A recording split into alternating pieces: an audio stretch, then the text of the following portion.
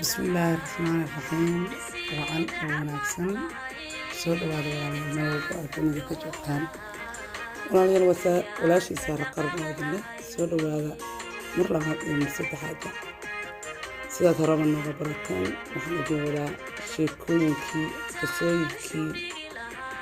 عن هربا يدخل من جرمي ومدة كلا إلتحنون بإنتها عاونا وحنا جولا gabar Soomaaliyeed oo iyada nooga sheekeyn dadka qisa iyada ku dhacday waxaan idin leeyahay rabo inaan hadalka idinku sii dheereeyo kusoo dhawaada gabadhii Soomaaliyeed oo nooga hadli doonta qisadii iyada ku dhacday. Asalaamu calaykum waraxmatullaahi wabarakaatuh. waan salaamayaa dhammaantiin. waxaan kaloo salaamayaa Sahra Abay waa ku salaamay. waxaan doonayaa inaan la wadaago magacaygu waa Gobaad. waxaan doonayaa inaan la wadaago my story aniga igu dhacay. qisadaydan aniga igu dhacday waa qiso dhaba waa wax aniga igu dhacay. marka sidaasan bay u dhacday waan idinla wadaagayaa. waxaan idinla wadaagayaa inaad ka qaadataan way aragnimo iyo qofka ay ku dhacdayna inuu ka qaato way aragnimo ku filan. marka qisadayda sidan bay ku bilaabatay anoo ilin yara high schoolka dhigta baan guursaday anigu aan istooranay inan. markaan guursaday waxaa dhacday inaan markiiba intaan high schoolkaygii dhammeynba inaan aqalkamay age adiga markaas 17 baan ahaa. waxaa igu grade 12 baan marka markaan aqal galay alxamdulilah guri baan dhisanay nolol fiican maasha allah. kadibna waxaa dhacday in aanu noloshiisa noogu bilaabatay ha bilaabatay nolosha fiican bay noogu bilaabatay. ilaahay wuxuu nasiiy ubad maasha allah. markaan 3 ubada isku dhalay ayaanu haddana waxaana dhex galay problem family which is ka bilaabanayso qof kasta problem family siba ugu dhacaa. aniga wuxuu igu dhacay markaan anigoo yar oo dhowr iyo 20 sano 3 ciyaalana haysto ayaa waxaa dhacday ninkeyga inuu magaalada naa ku guursado oo uuba naga disappear uuba naga dhuntay. markii lasoo helayna waxaa dhacday in la weydiiyo oo la dhaho maxaa adeerkaaga uga tagtay. waayo badan bay ahayd, murugo badan baa jirtay, noloshu isbedel badan baa ku dhacay, heerku sidii hore ma noqon wuu burburay. waxaa weeye noloshu broken heart wax la dhahaan igu dhacay. noloshii oo dhan baa isbedeshay, adduunkii oo dhan baa isbedelay. wax dee hadda anigu aan ku masalo runtii qisadaydaas markaan hadda ka sheekeynayo I feel like very sad to be honest. haddana waxaa weeye iska waayaha adduunka, xaaladaha adduunka saas ah. waxaa dhacday habeenkaan maqlay sheekadaas oo laygu yiri ninkaaga magaalada naa ku qabaa. laba go-aan oo markaas aniga ila gudboona inaan qaato which is mid inaan heerkayga dhaqdo oo aan iska ilaawo wixii dhacay. other thing walking away waxaa inaan ka socdo oo aan nolol kaloo fiican iyo adduunyo iyo heerkayga ilmahaysan korsan lahaa aan gaaro. to be honest markiiba go-aan inaad qaadatid way kugu adkaanaysaa, noloshuna saa u malaynaysid maaha. especially that time markii igu dhacaysay anaa markaas inan yarska ah oo aad iyo aad loogu shaqay jiray noloshu maasha allah. haddana anigu markaas aan shaqahaynin, gobolkaan ku noolahayna gobol aad loogu shaqeeyo hard life ah uu ahaa. markaas 3 ciyaalo majeclisho ah iyo anigiina markaas shaqahaynin noloshu adkaatay. noloshu saa u maleynaysaan maaha, waana iska fahmaysaan qorbaha dadka dee jooga ama ubadku korsada ama koray ama ku koray ama ayagoo yarar la keeno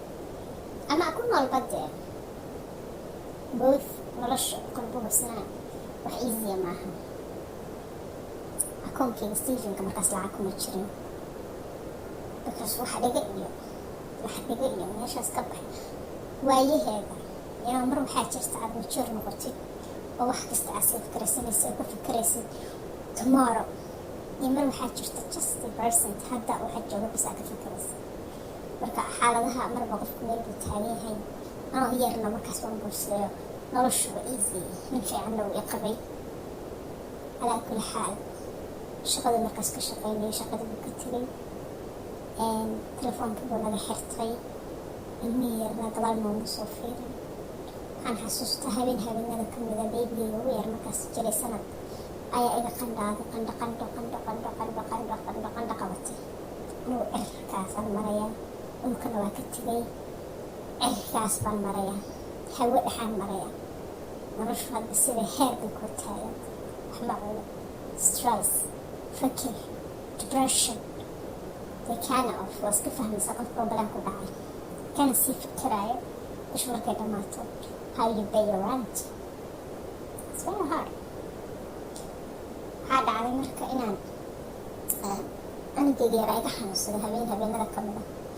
qandho usoo booday wiilkii yaraa soo kubay qaarqaarqaara kuwii kale waxaan uga taga maleh barafxun baa dhacaya meeshu waa meel cidla ah oo dadka waydka basaa dega ambalaasta haddaan waco labadii kalaa qorda kinyar haddaan qaatana labada kalena lama ogolo qofka caafimaadka qaba qofka cudurka markaas ambalaasta adugu cadinaysa waraacan dabaluwan ama hooyo ama aabo base iyo cunugka xanuunsan qandhac qabatay laakiin koolihii marka u wacay ilaa waa qof lifekaaga kamid ahaa hal markama wada quusan kartid waxaa dhacday inaan wacaan ku eray uga cabay telefoonka 3-4 markii dambe iga qabto if you want waa la idibsanayaa wariya alla yaqa waheerkani caruurtani ka dhaqaa maxaa rabtaa waxaa ku yiri inankii raaba iga xanuunsaday adiistii kaale kuwan iga raba makaala isaga baqaadee nin aroor subaashaalaya aniga maxaa lee cunug baa xanuunsan I'm coming anaa imaanay leeweed dawooyaan ahay cunugeygiiyo qandhada karkarayso soo kogaay markaan arka siijir camal qalal maan laha qabtay baan haddana ku celin markaasaa laygu yiri waa maxaa dhintaa doonaan soo wicinayd who cares about it what are you serious your own baby ma dhinto aaga dararee ninka ilmihiisa ka tegay ilmo kaloo daddaleen buu rabaa inuu koriyo waa mucjisooyinka lagu arkay qorbaha qof ilmihiisa ka tegay ilmo kala korinaya calaa iyo kulli xaal noloshiisa umalaynaysan maaha waxaa dhacday cunugeygii gabaraan friendna inaan waco ciyaalka kale iga reebto aniga markaas aan drive gareeyo emergencyga geeyo cunugeygii habeenkii oo dhan aan la soo fadhiyo subaxee around 10 o'clock markay tahay haddana inuu gariirayo inaan guriga soo ceshay daawo loo soo karay iska fiicnaaday antibiyootic iyo wax bas guriga markaan keenay aan saa ula seexday ilaa xalay dhan kursi baan soo joogay caga ay koranay doorada isaabaa hey weliba ima soo wicinin text message umisay hi how is doing baby ka waran ciyaalka basa lambarka u fiiriy oyin ilaa adduunka qofku hadduu doonayo inuu ku xumeeyo inuu iska iiso never ever say maba isdheheenba intaa nooshaaba qof especially asagii aniga isku dhaceenoo saanaa dhacayso nolosha harka galaysa that's why aan noloshaada idila wadaagaya waa inaad ogaataan noloshu waayo badan inay leedahay marna ay sweet tahay marna qaraar ay noqon karto waxaa dhacday markiiba inaan maasha allah bir family aan ka dhashay ilaaha khayr ha siibay habarirtay macaan ayaa gobol kalaa markaas jiray she said you have to come here anaga ilmaha gurinayna ilmaha aniga igu soo sir gacanteyda hal mar usoo sir ilmahaas idin gaala iga qaadan ilmihii gacantan kusoo siray iyadaan u keenay markaa u keenay noloshayda I move on jaamacadeydii baan ku noqday nurse aan markaa baranayaan dhamaystay nutrition nurse oo ah healthy nutritionka kuwa ilmaha cuntooyinkii waxaas ka control iskuulada everywhere health department oo ah nutritionka. Alhamdulillah I success agayga ku istaagay. Why should I tell you my story guys? In wax ka barataan in markii dhibaato igu dhacday in israacin bilaadanka in aadan dareemin noloshu move on. Yeah, mar waa qaraar marna waa macaan soo maha so kaas raaca noloshaas the reality-ga ah better move on intaa qofku xirnaana idanastaa qofwan hal qof no anay carruurtayda hadda waa fiicannahay noloshayda way isbedeshay. It's hard to be honest markaa one parent raise kids it's not easy hal hooyo ama hal aabo markay ciyaar kornayaan it's not easy but haddana tay ku qabsato wax ka fiican male inaad noloshaada raacatay intaa depression iyo ugu dhici lahaayo kaniin cuni lahaydoo noloshu ee isku kaa bedeli lahaydoo waxaa kuu fiican inaad mufkaraysid noloshaada wixii aad samayn lahaydna aad samaysid. Party 1 saasuu ku bilaabatay laakiin party 2 ay ku inii hartay oo aan raba inaan nala share gareeyo insha Allah. tan wada ma noqonayso qaybteeda labaad ma nala share gareeyo as soon as possible oo jiraahdo tii saan uga baxay saacada ugu istaagay san nolosha u qabatay si aan markaan rantigii iska bixin waayey you know storyga maalinba meel ku bilaabanay. This is the birth time half